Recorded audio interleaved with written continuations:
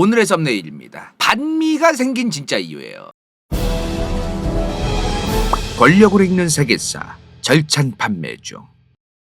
오늘의 썸네일입니다. 반미가 생긴 진짜 이유예요. 미국을 반대하는 사람들이 있죠, 우리나라에. 근데 이해가 잘 안 가요, 사실. 일반적으로 지금 우리나라에서 그냥 평범하게 자라온 사람들의 입장에서 저 사람들은 왜 저렇게까지 미국을 싫어하지? 왜 저렇게까지 미국을 미워하지? 왜 그렇게 미워하세요? 그럼 멋 모르는 새끼들, 그것도 모르냐, 배부른 돼지 같은 것들, 자존심도 없냐, 뭐 이상한 말을 또 합니다. 거기다 대고. 그런 분들이 종종 있으세요. 그분들은 왜 그러시냐 이 말이요. 일단 현재 2023년 지금도 미국을 싫어하는 분들이 꽤 있다고 느끼시나요? 간다요 생각에 2010년 초반대에 비하면은 정말 별로 없어요. 이제 사실은 간다요 인생이 길진 않습니다. 올해 33살이니까요 33년 동안 살면서 반미라는 게 가장 약한 시점이 현재가 아닌가. 제 생각엔 좀 그런 생각이 들어요. 그 전에는 지금보다 더하면 더했지 덜 하지 않았다는 거죠. 지금 아마 저보다도 나이가 많으신 분들도 아실 거예요. 1990년대 2000년대 초중 후반 내내 진짜 난리도 아니었던 거. 근데 요즘은 진짜 그때랑 비교하면은 거의 없다고 봐도 과언이 아니에요.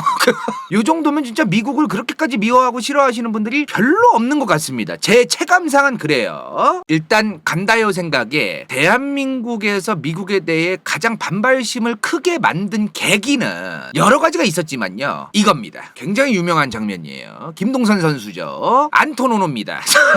2002년 올림픽에서 쇼트트랙을 하는데 안토노노 미국 선수가 김동선 선수를 상대로 헐리우드 액션을 취했어요.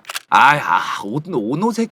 여러분들 다 이제 과거 청산하고 둘이 화해했다더만. 원래 금메달 예정이었어요. 근데 김동선 선수가 금메달이 확정이 됐는데 갑자기 이 양반이 이렇게 헐리우드 액션을 하면서 김동선 선수가 원래 금메달을 딸 예정이었고 1등을 했는데 실격 처리가 됩니다. 그래서 2등이었던 안토노노가 금메달을 따게 됩니다. 그러면서 미국 욕하는 노래도 나오고 별게 다 있었어요. 간다요 초딩 때 13살 12살 그때쯤에 미국 욕하는 노래도 있고 막 별게 다 있었습니다. 진짜 사실 이 사건이 있었던 게 2002년이잖아요. 2002년 전부터도 주한미군과 관련된 일들, 사건들, 사회 문제들 이런 것들이 자꾸 좀 일을 만들어냈었어요. 미국이 자기들의 미군들 관리를 좀 잘 해야 되는데 자기네 나라 안이 아니다 보니까 관리가 좀 소홀했던 게 없지 않아 있습니다. 사실은 한국 사회에서 미국을 반대하는 그런 분들이 생겨나게 된 이유가 여러 가지가 있지만 해외여행 다녀오신 분들은 아시겠죠? 너 지금 찔리는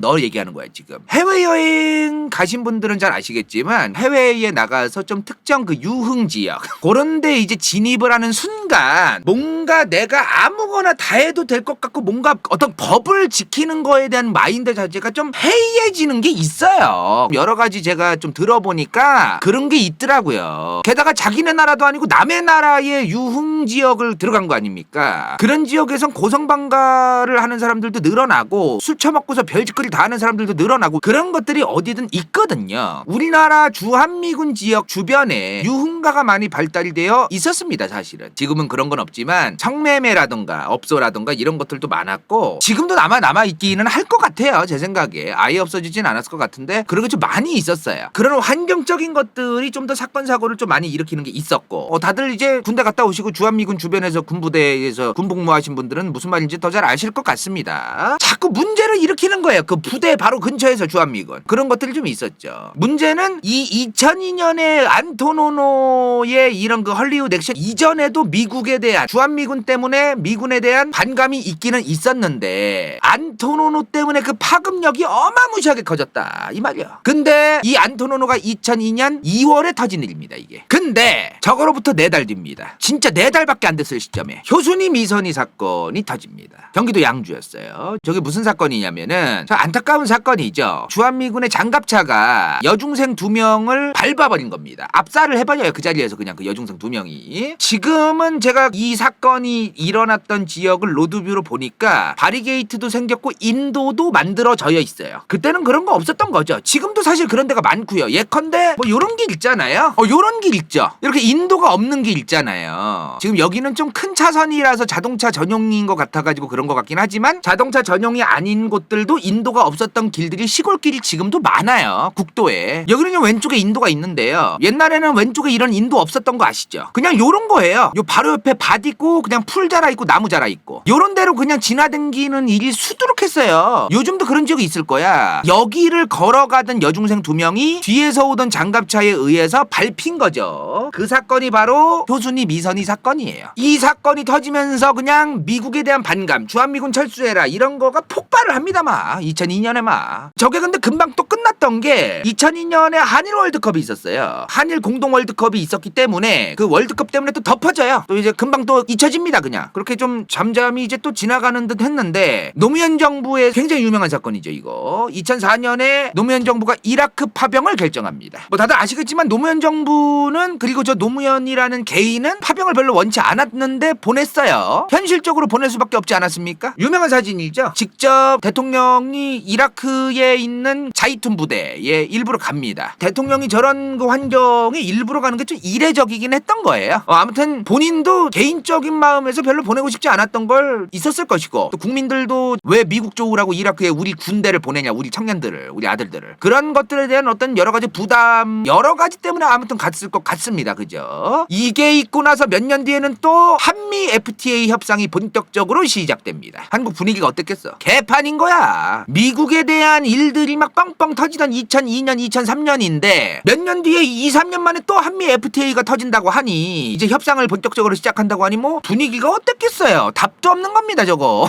자, 그렇게 한미 FTA 반대 집회가 시작됩니다. 주요 담론은 한미 FTA를 반대를 하는 건데요. 그 반대하고 싶어하는 사람들도 논리가 있어야 될 거 아니에요. 그 중에 이제 잘 물고 늘어진 게 소고기인 거죠. 소고기가 이제 메인에 등판된 거예요. 그러니까 소고기만 따질 건 아닙니다. 한미 FTA는 어찌되었든 우리나라가 손해보는 부분도 있고 우리나라가 이득 보는 부분도 있고 여러 가지가 있는데 그 전체를 반대하기 위해서 그 중에서 가장 예민하고 사람들에게 반감이 있을 수 있는 소고기 얘기를 가장 메인에 두고 이제 시위를 했던 거죠. 뭐 근데 너무 소고기만 물어뜯은 건 사실이죠. 너무너무 소고기만 물어뜯어서 그런 건 좀 없지 않아 있긴 한데 너무 광우병이랑 너무 소고기 원툴로만 가니까 지금 한미 FTA 전반에 대해서 시위를 했던 것이다가 아니라 지금 한미 FTA 소고기 반대 집회예요. 한미 FTA 반대 집회잖아요, 저게. 근데 대부분의 저 시위에 대해 반감이 있는 사람들은 저 시위를 한미 FTA 반대가 아니라 한미 FTA 플러스 소고기 반대 집회로 알고 있어요. 그 정도로 소만 얘기한 거야. 너무너무. 요즘은 좀 많이 괜찮아진 것 같아요. 미국산 소고기도 이제 광우병이 걸리게끔 육고기 사료 같은 거를 소한테 안 먹이고 그런 걸 한 지가 또 한 몇십 년 됐습니다. 그래가지고 이제는 좀 안전해졌는데 1990년대에는 진짜 굉장히 위험했어요. 1990년대에 이미 성인이셨던 분들은 아시겠지만 뉴스에서 영국 소들 막 픽픽 실어지고 막 진짜 광우병 걸려가지고 양이랑 막 그런 게 실제로 TV에 나오던 시절이에요. 1990년대만 해도. 그거로부터 몇 년 안 지났을 시점 아닙니까? 한미 FTA가. 그러다 보니까 그거에 대한 반감이 없을 수 없던 것도 이해를 좀 할 필요가 있어요. 아무튼 이러한 과정이 있었기 때문에 2000년대 중후반을 거치면서 미국에 대한 반감이 최고조였던 거죠. 우리나라에서. 특히나 특정 운동권에서는 극단적으로 반미를 외치는 분들이 있었어요.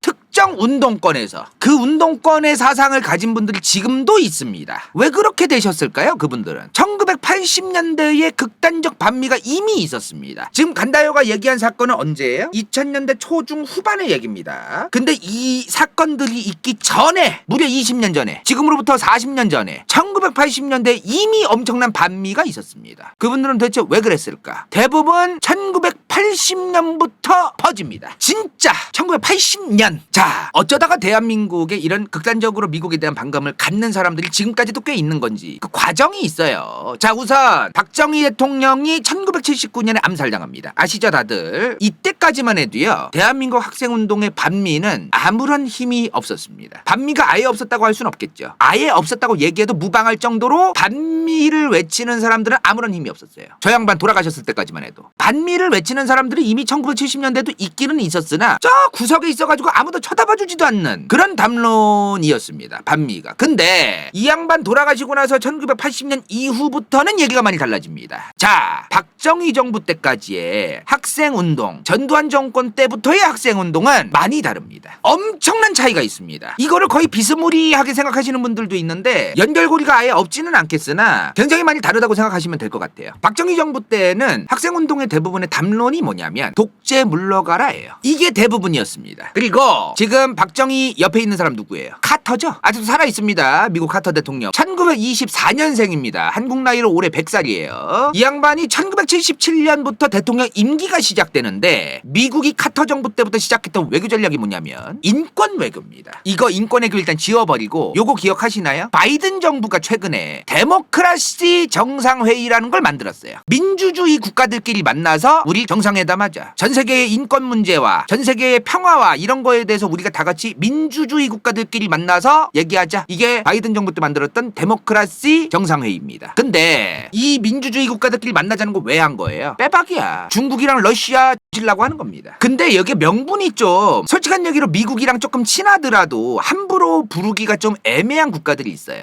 여기 초청을 못 받은 국가들은 독재주의 국가라고 욕을 먹는 나라들입니다. 지금 터키도 애매하긴 하지만 어찌되었든 미국과의 관계가 있습니다. 베트남도 옛날에나 월남전인지 지금은 미국이랑 가까이 잘 지내고 있습니다. 근데 초청 못 받아요. 싱가포르 자유민주주의 국가라고 생각하시는 분들 있습니까? 여기 지금 3대 세습 준비 중입니다. 이런 나라들은 초청을 못 받아요. 대놓고 러시아 중국만 왕따를 시키면서 만들려고 했던 거긴 한데 얘네는 집어넣었는데 중국 러시아를 뺏어. 그러면 좀 모양이 안 서잖아요. 뭔 말인지 알죠? 중국 러시아만 쏙 빼놓고 다 부르고 싶긴 한데 그러면 모양이 너무 이상해. 왜? 민주주의 정상회담인데 터키, 베트남, 싱가포르, 사우디가 들어오는 게 말이 됩니까? 그러니까 얘네를 부르고는 싶으나 부를 수 없는 거예요. 그래 너네가 미워서 안 뽑는 건 아니고 알잖아. 중국 러시아 라고 하는 거 알잖아. 근데 너네도 솔직한 얘기로 독재로 욕먹잖아. 그래서 너네는 좀 불가피하게 못 부를 것 같네 라고 하고 이제 한 게 이게 민주주의 정상회의예요. 자, 이것처럼 카터 정부가 1970년대부터 했던 인권 외교가 이런 겁니다. 인권을 지키지 않는 국가들은 다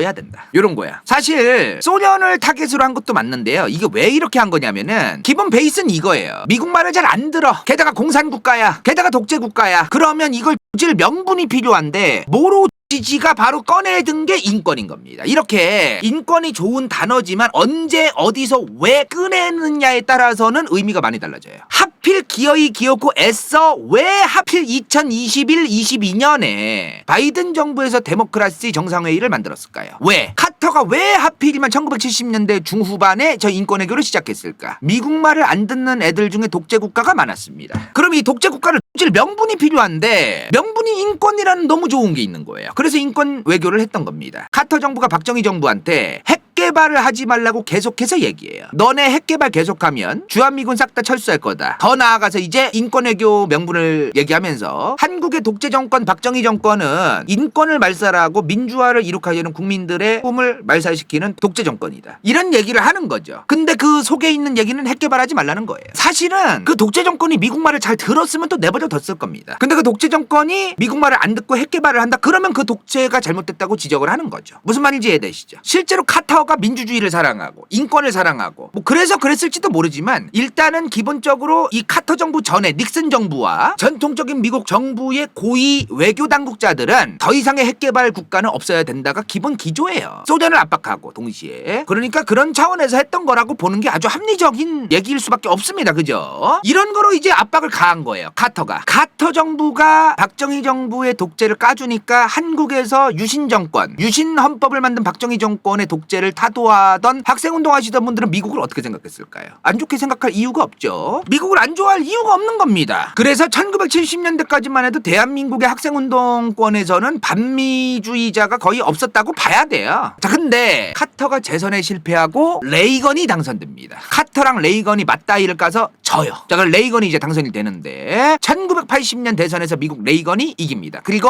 81년 1월 레이건 정부의 임기가 시작돼요. 레이건 정부가 전두환을 너무 잘 만나주는 거야. 너무너무 서로 친한 것처럼 악수도 하고 사진도 찍고 막 그러는 거예요. 갑자기 이제 학생운동을 하던 사람들 입장에서는 뭐지?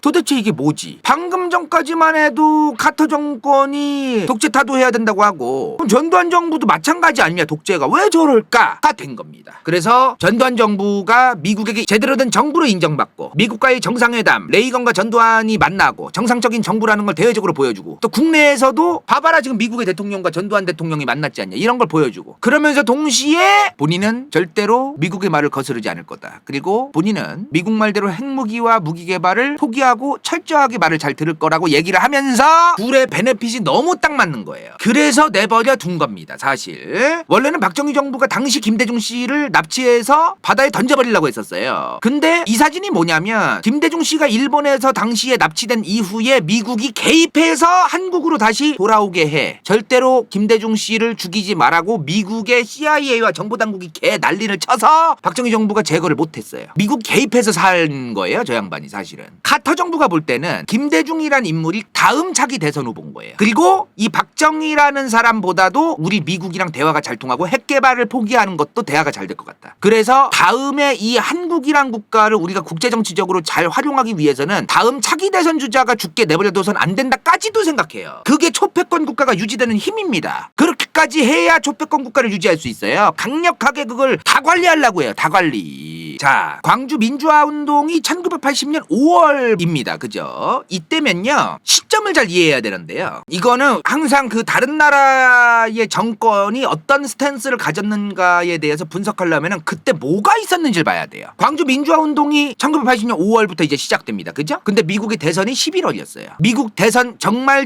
길게 하는 거 아시죠? 본선거가 11월 4일이면요. 이미 1년 전부터 바빠요. 대선 후보들은. 1월부터 5월까지 경선하느라 정신없어서 이 두 양반이 다. 6월에서 11월까지는 대통령 선거운동하느라 바빠요. 그리고 11월 4일에 대통령 선거가 있는 겁니다. 근데 그 시즌에 한국에서는 이런 일이 터진 거예요. 카터가 한국에서 민주화 운동을 하던 사람들은 미국이란 국가가 전두환이가 설치는 거를 도와줄 줄 알았어요. 학생 운동하는 사람들은. 왜? 카터가 계속해서 인권 외교를 부르짖으면서 독재를 타도하자고 같이 얘기를 해줬거든요. 근데 가만히 있는 거야 카터가. 자, 1979년 12월 12일에 12.12 쿠데타가 일어납니다. 전두환의 하나회를 중심으로 일어난 거죠. 그리고 그 이후에 몇 달 뒤에는 광주 민주화 운동이 시작되고 미국 대선도 몇 달 뒤에 있는 상황이었던 거예요. 그죠? 자, 한창 선거운동이 한창이던 이 카터 당시 대통령이죠. 대통령인데 다음 선거에서 또 당선되려고 또 나간 겁니다. 선거에. 레이건은 대통령이 아니었던 거고 카터가 당시 1980년에 한국에서 군사 쿠데타 일어난 이후에 한창 시위하고 그러고 있었잖아요. 그때 CNN이 카터랑 인터뷰를 합니다. 지금 한국에서 군사 쿠데타 일어나고 시끄럽다. 어떻게 생각해? 하니까 카터가 뭐라고 얘기했을까? 북한의 공산주의들의 전복과 침략으로부터 대한민국이란 국가를 지키고 이를 통해 소련의 영향력을 차단하는 것은 중요하다. 라고 얘기를 합니다. 방금 전까지 인권 외교를 하면서 박정희 정부를 깎아내리고 인권을 지키고 독재를 청산하라고 난리치던 카터가 12.12 쿠데타 이후에 전두환이 설치고 댕길 때 이렇게 얘기해버린 거예요. 그러니까 이거를 굉장히 배신감을 느끼고 보기 안 좋고 저도 그렇지만 국제정치에서 저 양반들을 다 믿는다는 것 자체가 어떤 다른 나라의 정치인 게다가 외교를 담당하는 대통령 외교 실권자 아닙니까? 최고 군통수권자고 그 사람이 언제든지 스탠스가 바뀔 수 있다는 건 당연한 거예요. 사실 거기에서 우정을 따지고 의리를 따지는 것 자체가 세상 물정 모르는 온실 속 화초 같은 소리입니다. 절대로 그런 생각하면 안 돼요. 내가 몇 년째 얘기하고 있어. 그거는 이제 우리 간청단들 중에 그런 사람 없겠지. 12.12 쿠데타를 하나회와 전두환이 일으켰어도 바로 대통령이 된 게 아니죠. 이 양반이 처음에는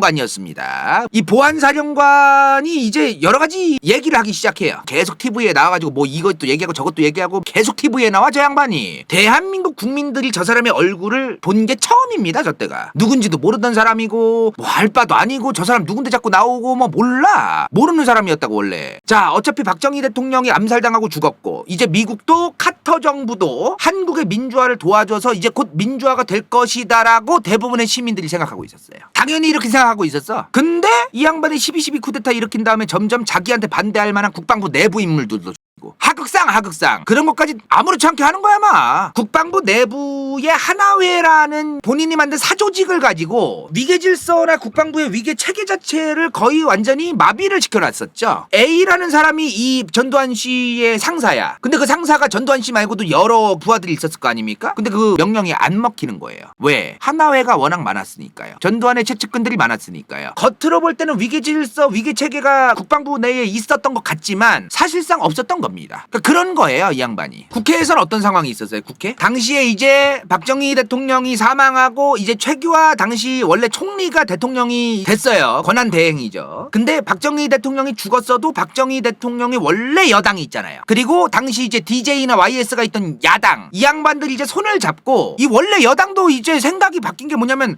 이제 어차피 박정희 각하께서 돌아가셨으니 우리도 힘이 없다. 이제 대통령 직선제로 빨리 이걸 협의를 안 보면 안 되는구나 우리도. 그래서 이제 협의를 보고 이제 대통령 직선제, 대통령을 직접 국민들이 투표하는 직선제 개헌을 이제 논의를 하고 여러 가지 하고 있었어요. 근데 그 사이에 이 양반은 또 이제 보안사령관으로 있던 거예요. 딴소리 하는 거야, 서로 딴소리. 이 사람은 이 사람 나름대로 난 이제 곧 있으면 대통령들 작업을 계속 해나가야지고, 이 양반들은 그런 것도 잘 모르고서 그냥 이제 대통령 직선제로 바꾸고서 이제 새로운 세상을 열자 이러고 있던 거야. 서로 딴 생각을 하고 있던 거야. 서로. 전두환 보안사령관이었잖아요. 저 보안사령부가 뭐냐면 지금의 기무사예요. 기무사가 근데 박근혜 정부 때 또 문제를 일으켜가지고 방첩사령부로 바뀌었죠, 이름이. 그러니까 방첩사령부는 좀 이름이 어려우니까 우리가 기존에 알고 있던 기무사로 그냥 얘기할게요. 이 사람이 원래 하던 게 뭐냐면 당시에 이 사람이 보안사령관이었는데, 그러면 기무사의 기무사령관이에요. 동시에 국정원의 국정원장도 같이 했습니다. 중앙정보부 부장도 같이 했어요. 두 가지를 같이 하던 거야. 정보기관을 둘 다 딱 틀어주고 있던 거죠. 기무사만 해도 정보기관이잖아요, 군 내에. 국정원은 뭐 다 아실 테고. 그 정보기관을 둘 다 딱 틀어 잡은 겁니다. 일단 전두환 씨가 중정이랑 보안사를 다. 그럼에도 불구하고 아까도 얘기했다시피 원래 박정희 정부의 여당과 DJ와 YS가 있던 여당은 당연히 이제는 민주화가 될 거라고 자기들만의 착각에 있던 거예요. 그렇지 않죠? 근데 전두환이 5월 17일에 전국 비상계엄령을 발표합니다. 자, 비상계엄령이 뭐예요? 이제 계엄사가 알아서 다 하는 거예요. 이제 계엄령이 발표되면 이제 계엄사령관이 이제 전국을 다 쥐고 흔들 수 있는 직권이 생기고 엄청난 권한이 생기는 겁니다. 민주화가 안 된다는 걸 딱 알겠죠. 저 사람이 지금 전두환 보안사령관이 지금 계엄령을 발표하고 지금 저라는 거는 저 사람이 또 지가 헤쳐먹으려고 저짓거리 하는구나가 딱 보면 뻔하잖아요. 그러니까 이런 상황에서 카터는 무슨 북한의 공산주의들의 전복과 침략으로부터 대한민국이라는 국가를 지키고 이를 통해 소련의 영향력을 차단하는 것은 중요해. 카터도 자기가 그 다음에 재선을 할지 안 할지 모르고, 레이건이 자기가 당선이 될지 안 될지 모르지만 일단 저 전두환이라는 사람이 우리 미국의 말을 잘 들을지 아닐지를 모르잖아요. 간을 봐야 될 거 아닙니까? 일단 간을 보기 위해서 일단은 내버려 둔 겁니다, 미국에서. 자, 그러다가 갑자기 이 계엄령을 발표한 다음에 3달 뒤죠, 8월 전두환이 갑자기 각하가 됩니다. 어이가 없어요. 조금 좀 이해가 안 돼. 계엄령 발표하고 진짜 몇 달 만에 그냥 대통령이 돼버려요. 체육관 대통령이 됩니다. 지역감정 편에서 이제 말씀드렸죠, 그 체육관 선거. 그거로 이제 당선된 거예요, 이 양반이. 지금 이 양반 대통령 된 게 언제예요? 1980년 8월입니다. 자, 그리고 미국 대선은 11월이 됐어요. 누가 당선됐어? 레이건이 당선됐죠. 그리고 레이건의 임기는 다음 연도의 1월부터입니다. 그럼 1981년이죠. 레이건 임기가 1월부터예요. 8월부터 8월, 9월, 10월, 11월, 12월, 1월. 한 5-6달 뒤에 이제 레이건 대통령 임기 시작되는 건데, 진짜 구라안치고 진심 찐 임기 시작되고 일주일 만에 1월 28일에 전두환이 미국에 가서 레이건을 만납니다. 즉각적으로. 이게 뭘 의미하는 겁니까? 전두환 정부를 인정하겠다는 거예요. 용인하겠다는 거예요. 미국이 그냥 내버려 두겠다는 거예요. 이미 끝난 겁니다. 요거만으로 끝난 거야, 사실 솔직한 얘기로. 그리고 여기서 분명히 전두환 정부의 스탠스를 밝혔겠죠. 핵포기를 분명하게 밝혔을 것이고, 우리 정부가 앞으로 미국의 말을 잘 들을 거다, 이런 얘기를 했겠죠. 박정희 정권이 그동안 미국 말 나게 안 들은 거 안다, 우리는 잘 들을 거다, 이런 대화를 실무진들도 많이 했을 것이고, 그렇게 이제 인정이 된 겁니다. 둘이 친해요. 둘이 사진도 오지게 많이 찍었어. 자, 그러자마자 이제 기존의 독재 타도와 민주화를 열망하던 학생운동권이 엄청난 충격에 빠지는 겁니다. 믿었던 미국이 어떻게 우리를 이렇게 배신할 수 있냐.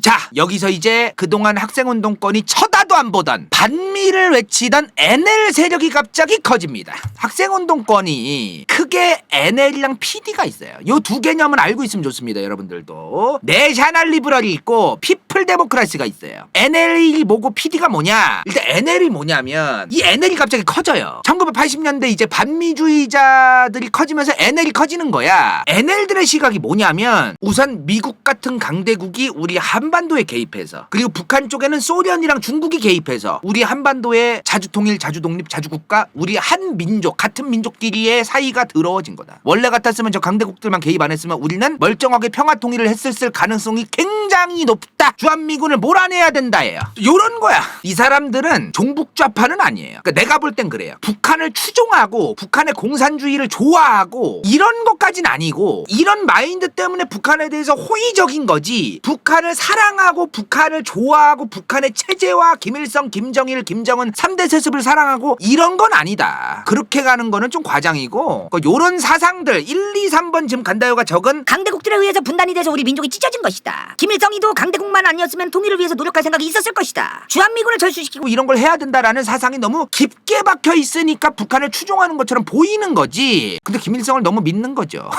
믿을 사람을 믿어야지. 김일성이를 믿어? 이런 사상이 있기 때문에 북한을 추종하는 것처럼 보이는 거죠. 그리고 이 사람들이 이제 독재도 막아야 된다. 섞여 있어요. 이런 사상들이 있는 겁니다. 미국을 몰아내지 않으면 김일성도 겁나가지고 우리랑 대화를 안 한다. 주한미군을 철수시키고 김일성이랑 평화통일에 대한 대화를 해야 된다. 이런 강력한 마인드가 있던 게 바로 NL입니다. 내셔널 리버럴. 들으면 그럴듯합니다 사실은. 근데 지금 현재 2023년에 와서는 이 양반들이 너무 쌍팔년도 사상을 가지고 2023년까지 와가지고 떠드니까 음모론이 너무너무 많아요. 주장하는 게 모든 사상이 정치병같이 친미냐 반미냐를 따질 수밖에 없고 완전히 사상 자체가 너 친미야 반미야 그래서 너 미국 좋아해 안 좋아해 이런 거로만 따지는 거야. 지금 간다요 뭐라고 했어 오늘. 미국을 아예 믿으면 안 된다. 그래서 내가 반미하자고 했어요. 어떤 사람들은 미국을 믿으면 안 되고 미국이 저렇게 통수를 치니까 절대로 미국은 이제 버리고 쌩까야 되는구나까지 가는데 저는 그렇다 한들 쌩까면 안 된다고 얘기해요. 내가 간다요가 얘기한 게 반미가 되는 건 절대로 안 됩니다. 절대로 그래서는 안 돼요. 우리가 사는 세상을 어쩔 수가 없어요 그게. 이런 극단적인 사상이 있다 보니까 박정희 정부 때 미국에 대한 반미 여론이 극심하지 않을 때는 굳이 저 NL들의 마인드를 가진 학생운동권이 세력이 커질 이유가 없는 거예요. 그래서 독재 타도와 민주주의를 열망하는 사람들이 많았던 거예요. 박정희 정부 때는. 근데 카터가 통수를 대차게 치고 레이건이 2차 통수를 치자마자 NL들이 어마무시하게 많아지는 겁니다. 1981년 2년 동안. 그런 거예요. 그러면서 반미가 엄청 커지는 겁니다. 이 과정을 제대로 이해를 안 하고 옛날에 학생운동하던 애들은 전부 다 반미주의자들이다라고 얘기하는 거는 무식한 소리예요. 그거는 아닙니다. 그건 좀 과장된 얘기예요. 다 이유가 있지. 태어나자마자 나는 태어나서 이제 나이 20살 먹으면 대학생 되면 NL이 돼야지. 난 나중에 김일성이를 믿는다고 얘기하고 평화통일 얘기해야지. 태어나자마자 그랬겠냐고.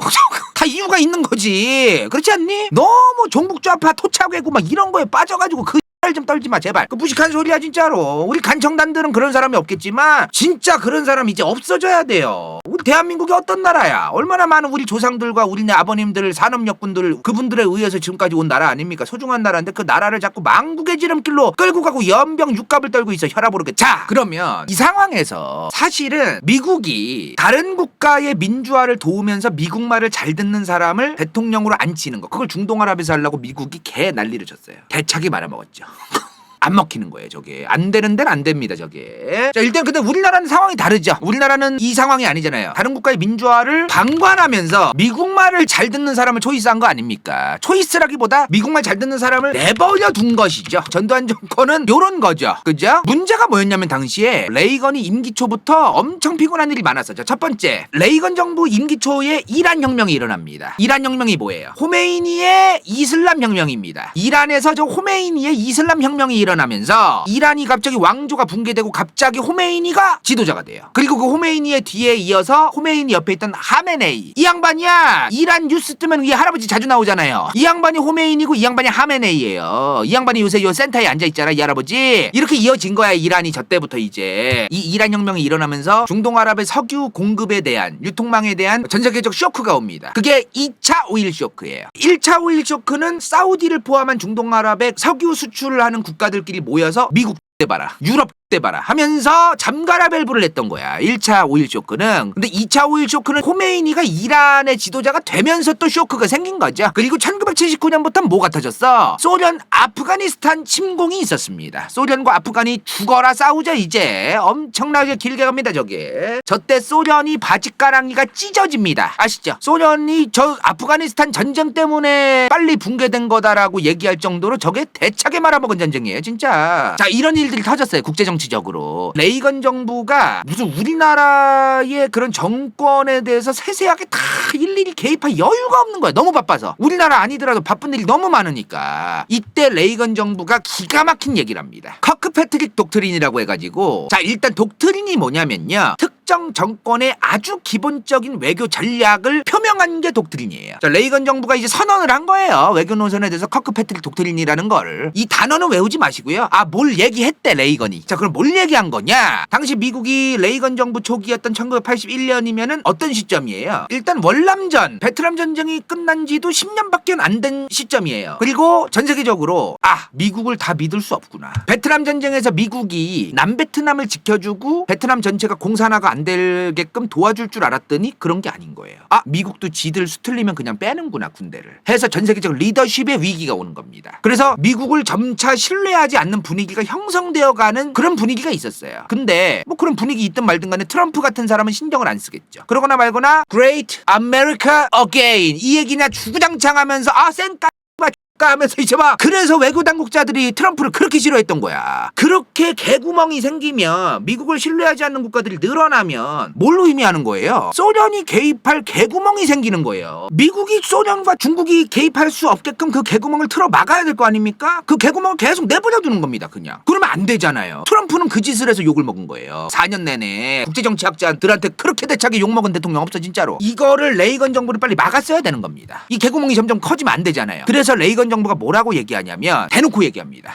우리의 주적, 악마의 체제, 공산주의를 막는 게 가장 중요하다. 그거를 막기 위해서는 독재 정부도 오케이, 쌉 가능. 요 드립을 한 거야. 그게 커크패트릭 독트린이에요. 레이건 정부가 얘기했던 거야 이게. 이 얘기 하자마자 우리나라에서 학생운동하는 사람들 뭐라고 얘기했을까? 반미로 어마무시하게 돌아섭니다. 진짜로. 이렇게 되는 거예요. 어마무시한 반미 정서가 대한민국에서 저때 형성이 되는 거죠. 근데 미국도 그 국가의 신뢰가 바탕이 돼야 되잖아요. 그 국가와 국가. 대한민국에서 미국을 싫어하는 사람들이 있는 걸 미국도 알겠죠. 그러나 미국을 좋아하는 사람들도 짱짱하게 만들어놔야 될 거 아닙니까? 작게 5027 군대 갔다 오신 분들 잘 아시는 내용이죠. 요게 이때 만들어진 겁니다. 원래는 방어 중심으로만 주한미군과 한반도에 있는 한국군과 이제 계획이 되어 있던 게 레이건 정부 때 수정을 해요. 북한과 남한이 이제 무력 충돌이 발생하면 북한을 아예 개박살 낼 수 있다. 주한미군까지 전략적으로 들어가서 한반도에서 대한민국을 주도로 하는 통일까지도 하게 만들 것이다. 이런 내용이 적혀 있는 게 작게 5027입니다. 그게 저때 만들어진 거예요. 이때 이후에 또 수정을 계속 하는데요. 일단 저 작게 5027은 이때 만들어진 거예요. 아까 뭐라고 했어? 이 당시에 학생운동권의 주요 세력이 점점 뭐가 많아지고 있었다? NL, 내셔널 리브랄. NL이 많아지고 있는데 작게까지 발표를 해버린 거예요. 아예 한반도를 주한미군이 개입해서 대한민국 주도하에 통일까지 시켜주는 저는 작게까지 발표가 되니까 이 NL들은 무슨 생각을 하냐면요. 미국이 되도 않는 말장난을 하면서 주한미군 주도로 한반도 전체를 식민 지배하려고 하는구나.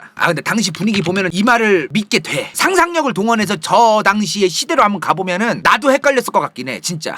그 당시 분위기가 워낙 그러니까. 그리고 대중심리라는 게 무서운 거잖아요. 히틀러 왜 지지했어? 개나 소나 다 히틀러 빨아제낀 거 아니야. 나 빼고 다 똑같은 생각하면은 다 이상한 생각하면 그 이상한 생각이 옳아 보인단 말이야. 그런 분위기가 있는데 이런 생각까지 하게 되는 거예요. 군중심리도 있었겠죠. 그죠? 미국을 막으려는 김일성 주석을 아예 없애버리려고 한다. 우리 김일성 주석은 그래도 저런 강대국들로부터 자존심을 지키고 우리 민족의 자존심을 지키고 중국이나 소련의 식민 지배도 안 받으면서 공고하게 우리 민족의 결의와 우리 민족의 얼과 우리 민족의 정신을 지켜온 사람이다. 근데 김일성 주석까지 없애버리고 아예 그냥 한반도에서 더 이상 우리 민족성을 말살시키려고 미국이 계략을 만든 것이다. 이런 식으로 가버리는 거예요. 막 생각이. 대학 때 농활 가서 듣던 거 여기서 오랜만에 듣네요. 학생회 하는 사람들이 그때 이런 얘기 많이 떠들고 댕겼대. 우리 저 선배들 얘기 들어보니까. 여기 이제 나이가 어느 정도 있으신 분들은 익숙하실 거예요. 지금 50대 60대 되신 분들은. 자, 여기서 우리는 이거를 알아야 됩니다. 이 둘을 좀 구분할 필요가 있어요. 이거 구분 안 하고 쟤네 전부 다 좌파다.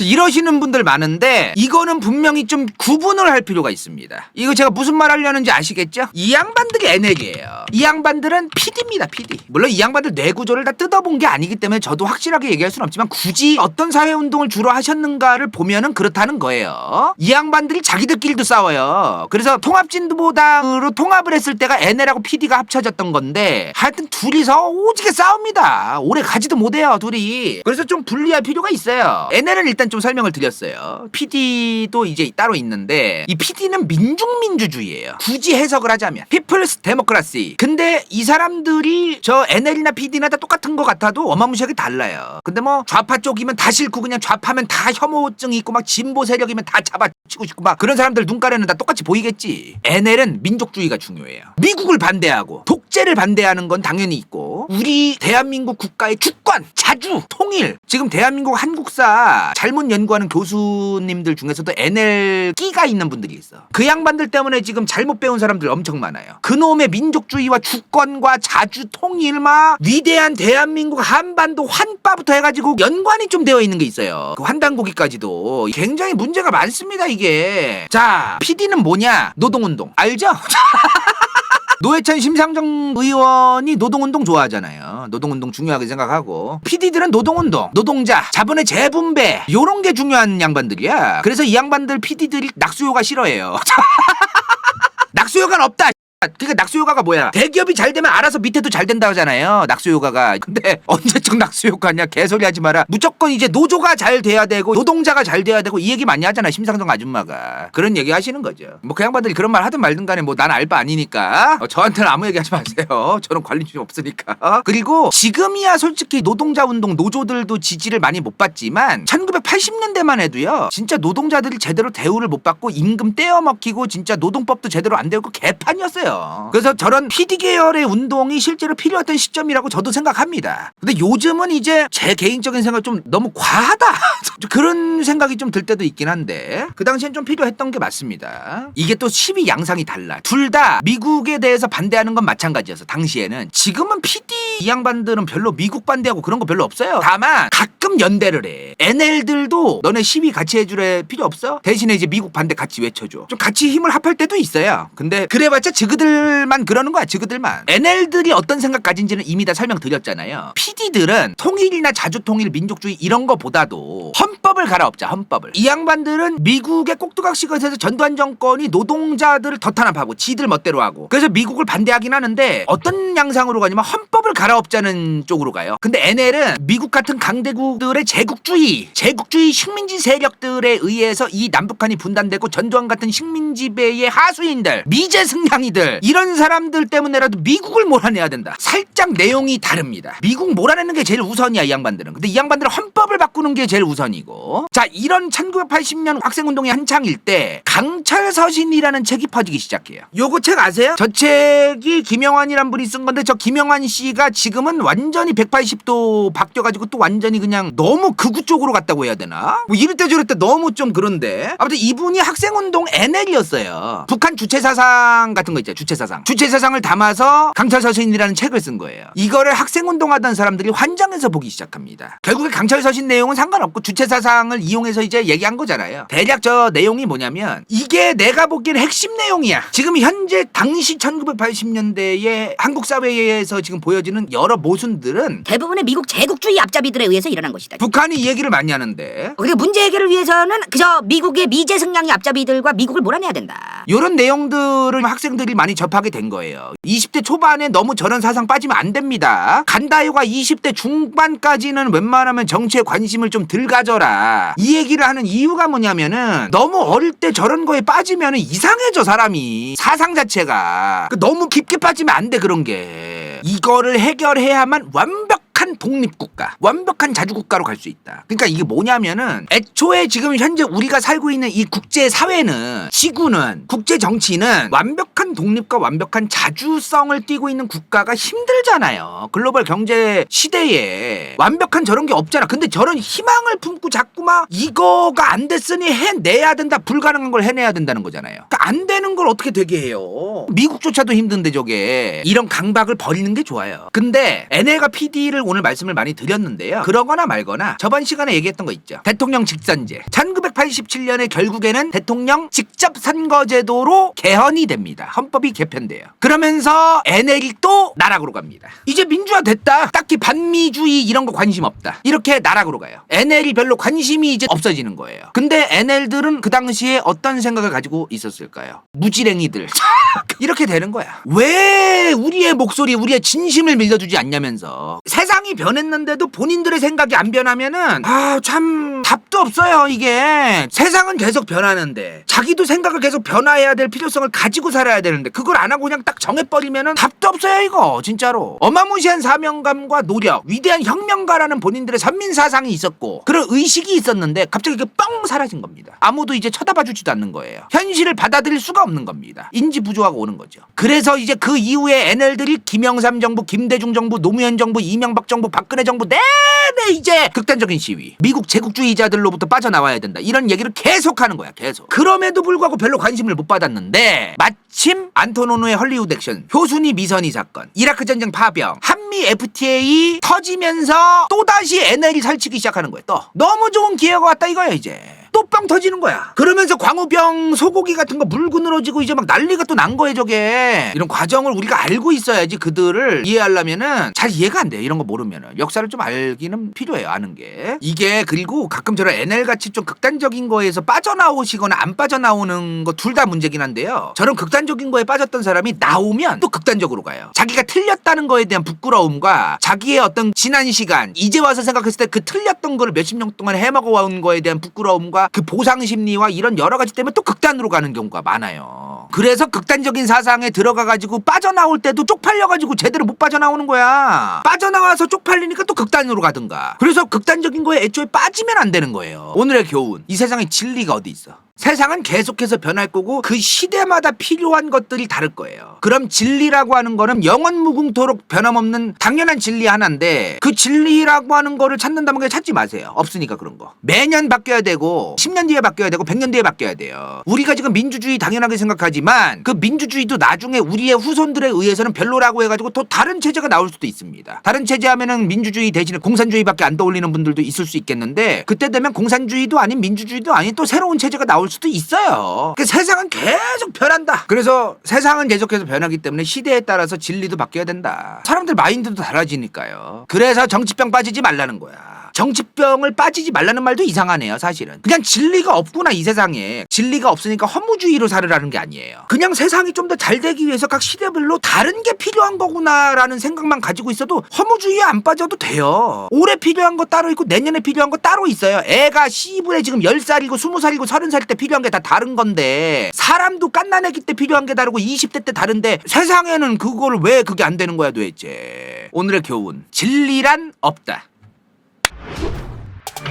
인생 동반자 좋기 간다의 후원자 왕가 후추 vs 더 월드 은빛 마술사 최현경 시우필 카노넨 새벽인간 이름없음 성매주칸 마티아스 리 정우립 인문학 연대기 토마스 킹. 이건 재밌을지도 몰라.